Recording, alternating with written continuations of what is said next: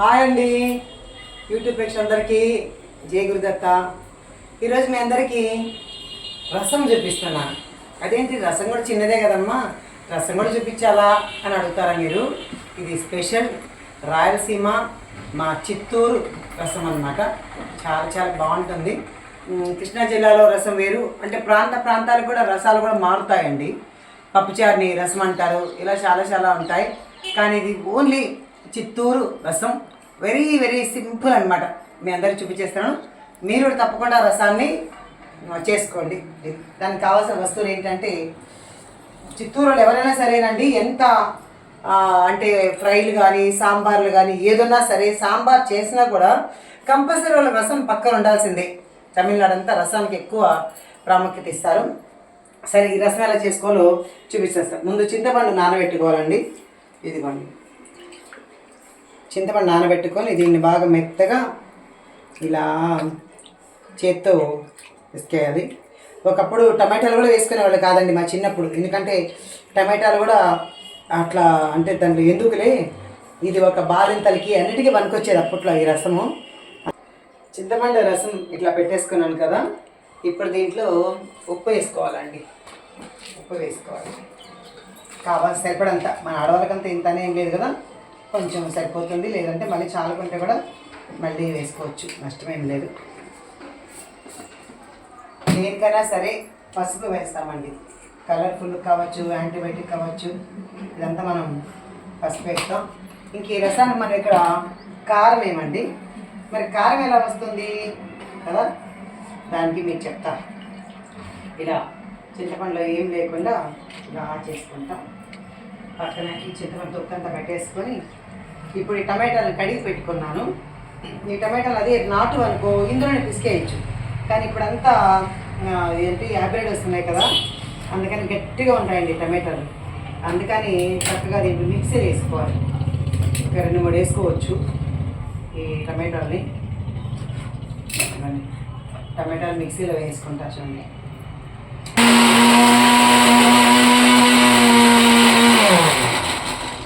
మిక్సీలో టమాటాలని గ్రైండ్ చేశాను కదా, చూడండి పేస్ట్ని ఇందులో కలిపేసుకుంటాం.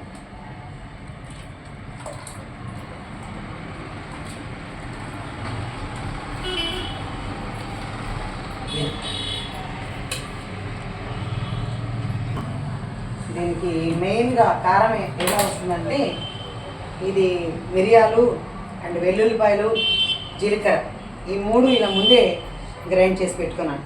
ఎంతెంత కావాలంటే కొంచెం ఒక స్పూను జీలకర్ర, ఒక స్పూన్ మిరియాలు, కొంచెం ఒక 7 రెప్పలు వెల్లుల్లిపాయలు అనమాట. ఇది మిక్సీలో. నేను రసం పొడి వాడనండి, నాకు అదొక రుచి వస్తుంది. నచ్చదంటే నాకు ఇలా రసం ఇష్టం మా ఇంట్లో వాళ్ళకి, అందుకని నేను ఇలా చేస్తాను.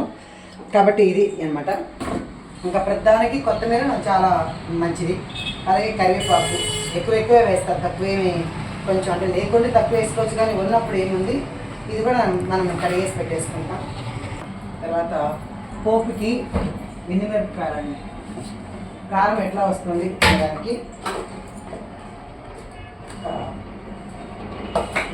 చిన్నగా చుట్టుకొని మినిమిరపకాయలు,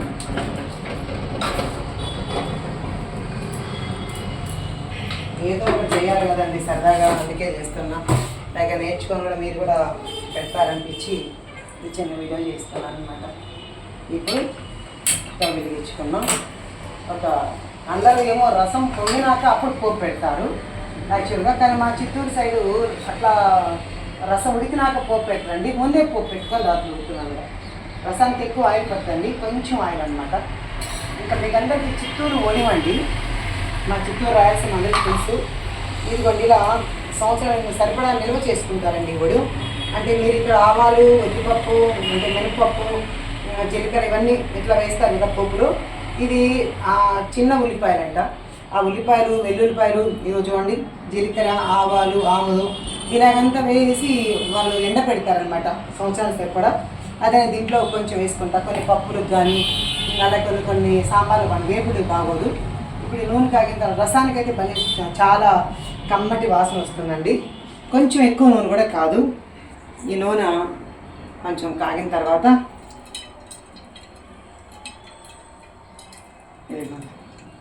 ఈ ప్రతి దానికి కూరకు రుచి మాకు రాయలసీమలో సాంబార్కి దానికి చక్కగా ఎలా వేస్తారండి, వడి వేసుకుంటారు.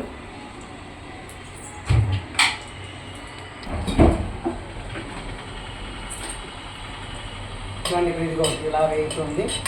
దీని లాభాలు కనిపిస్తాయి మీకు. అంటే విడిగా వేయక్కర్లేదు. ఈ వడిలో అది సంవత్సరం నిలబడ సార్ పెట్టుకుంటారు. అందరూ అట్లా చేసుకుంటారు అన్నమాట సైడ్ వాళ్ళు. ఈ వడిము లక్ష్మీప్రదం అంట అక్కడ. మా వాళ్ళని అమ్మ వాళ్ళు చెప్తుంటే నేను విన్నాను కాబట్టి చెప్తాను. నేనైతే ఎప్పుడూ చేయలేదు, రాదు ఇవి నాకు. వాళ్ళు ఎవరైనా చేసి పెడితే చక్కగా తెచ్చుకుంటాను. మా పిన్ని వాళ్ళు, కూతురు వాళ్ళంతా చేసుకుంటారు ఇవన్నీ. ఇవ్వండి, ఇది కూడా దోరగా రావాలన్నమాట. వేగినప్పుడు ఎలాగంటే మాడిపోకూడదు, దోరగా రావాలన్నమాట. ఇది చూసారా, ఇది ఇక్కడ వేపుతుంటేనే పక్కింటి స్మెల్ వస్తుంది, అంత బాగుంటుంది. ఇప్పుడు ఎండుమిరపకాయలు వేయాలమ్మా. ఎండుమిర్చి చూసారా, ఇది గోల్డ్ కలర్ వచ్చింది. ఇది ఇలా ఉంటుందన్నమాట. ఇప్పుడు ఏదైతే మనం జీలకర్ర, మిరియాలు, వెల్లుల్లిపాయ ఇది గ్రైండ్ చేసుకుంటామో ఇదిగోండి, ఇది దీంట్లో వేసేయాలన్నమాట. అంటే రసం పొడి వేయనండి నేను, దాని బదులే ఈ ఘాటు మన దీంట్లోనే వచ్చేస్తుంది అనమాట. ఇంకా కొత్తిమీర మామూలుగా దీంట్లో వేసేస్తాను. తర్వాత ఇంగువ వేసుకుంటాం.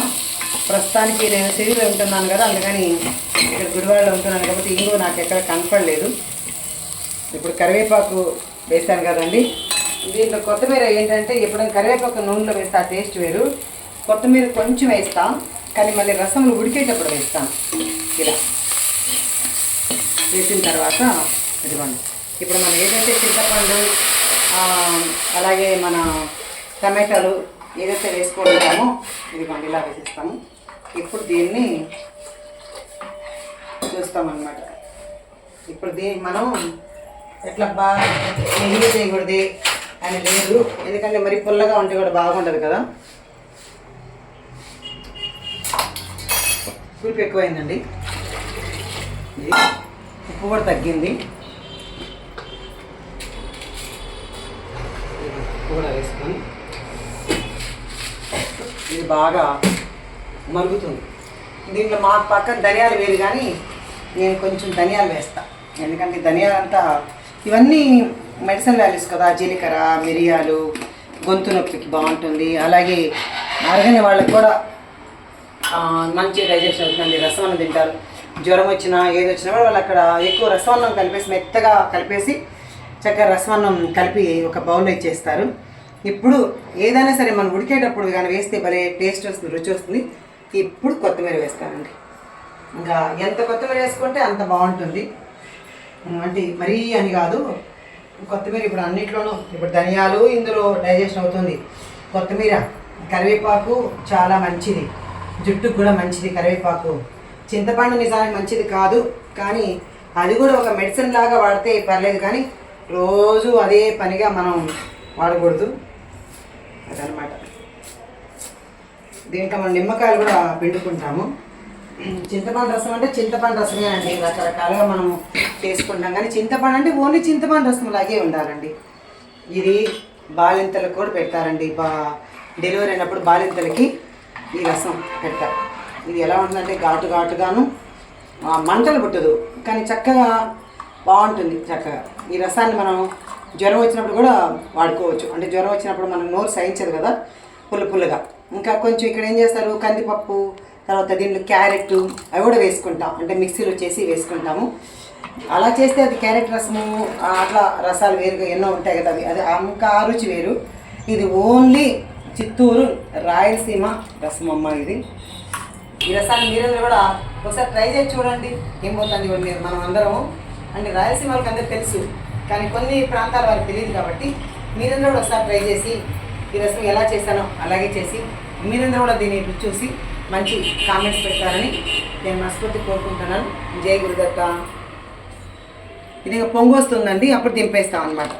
పొంగు వస్తుంది, మరీ ఉడకకూడదండి ఈ రసం. ఇప్పుడు పొంగు వచ్చిన తర్వాత కొంచెం అట్టం తెల్లితే సరిపోతుంది, కొంచెం మరిగితే సరిపోతుంది. అంటే బాగా కొంచెం పొంగు వస్తుంది, అప్పుడు ఆఫ్ చేస్తే చాలు. లేదంటే ఎక్కువ మరిగిందంటే చేదు వస్తుందంటండి. అందుకని ఇది ఇప్పుడు మళ్ళీ ఉడికిన తర్వాత మళ్ళీ చూపిస్తాను మీకు, పొంగు వచ్చిన తర్వాత చూపిస్తాను. ఇప్పుడు చూసారు కదండి, ఇలా మరిగితే చాలండి రసం. ఓ తెల్లక్కర్లేదు, ఇంత చాలు, ఇంత. ఇప్పుడు మనం ఆఫ్ చేసేసుకొని మనం దీన్ని యాక్చువల్గా స్టీల్ బౌలే తీసుకోవాలి. నేను మీకు చూపించడం కోసం ఈ గాజు దాంట్లో తీసుకుంటున్నా, పర్లేదు ఏం కాదు. ఎంత కలర్ఫుల్గా ఉంది కదా, రసం చూస్తేనే తాగాను బస్. అందుకే పాపం మా చిత్తూరులో ఏదన్నా ఏది లేకపోయినా ఒక వేపుడుతైనా సరే రసం ఉండాలి. రసం రెడీ అయిపోయిందండి. నేను ఒకసారి అన్నంలో కలుపుకుంటే రసం చాలా బాగుంటుంది. మా ఊళ్ళో అయితే మిగిలిన సంగట్లో కూడా కలుపుకొని తాగేస్తారండి రాయలసీమలో అయితే. మా ఊరు అంటున్నాను, ఎందుకంటే తిరుపతి కాబట్టి అంటున్నాను. కానీ నేను గుడివాడలోనే 40 ఏళ్ళు ఉన్నాను కాబట్టి గుడివాడిని మా ఊరు చెప్తాను. కానీ ఎంతైనా ప్రాంతీయ అభిమానం కాబట్టి మా తిరుపతి అని చెప్తాను, నేను అనుకోకండి. ఇప్పుడు చూడండి, జ్వరం వాళ్ళు కానీ, లేదంటే డైజెషన్ కావలేదు, కడుపుంతా ఉబ్బరంగా ఉంది కదా వాళ్ళకి కానీ, ఇలాంటి వాళ్ళకి చాలా మంచిగా పనిచేస్తుంది. ఎందుకంటే చింతపండు, అలాగే మిరియాలు, జీలకర్ర ఇందులో వేసినటువన్నీ కూడా వాల్యుబుల్ అండి. అంటే మెడిసిన్ వాల్యూస్ కదా, కాబట్టి అందుకే మనకు చక్కగా డైజెషన్ అవుతుంది. ఇది ఒక్కసారి రుచి చూస్తాను, పులుపు, ఉప్పు, ఎంత కారం ఎంత సరిపోయిందో ఒక్కసారి రుచి చూస్తాను. ఒకసారి చూడండి, మీరు ట్రై చేస్తారు కదా. వేడిగా ఉందండి. ఇది యాక్చువల్గా అన్నంలో తినాలి. ఇంక ఇప్పుడు నేను అన్నం తినట్లా. ఈ రసం కూడా చిన్న గ్లాసులో పోసుకొని చక్కగా తాగేస్తారండి మాకు ఊర్లో. ఎవరైనా బాగా అరగలేదు, లేదంటే జ్వరంగా ఉంది ఇలా అనుకున్నప్పుడు రసాలు కూడా ఇలా గ్లాసులో పోసుకొని తాగుతారు. సరే, నేను ఇంత తాగండి, మీకోసం టేస్ట్ కోసం ఇలా చూపిస్తున్నాను. వేడి బా, నిజంగా అద్భుతం అండి. అంటే నేను చేశామని కాదు కానీ సూపర్ ఉంది. మీరు కానీ నిజంగా టేస్ట్ చేస్తే రోజు మీరు కూడా రాయలసీమ రసం అని మీరు కూడా చూసుకుంటారు. కాబట్టి ఈ రసం మీ అందరికి నచ్చిందని నేను అనుకుంటున్నాను. మీకు నచ్చితే లైక్ చేయండి, షేర్ చేయండి, కామెంట్ చేయండి. దీన్ని సబ్స్క్రైబ్ చేయడం మర్చిపోకండి. ఇది ఇంకా తెలియని వాళ్ళు కూడా ఉంటే నేర్చుకుంటారు కాబట్టి మీరందరూ కూడా సబ్స్క్రైబ్ చేయడం మర్చిపోకండి. జై గురుదత్త.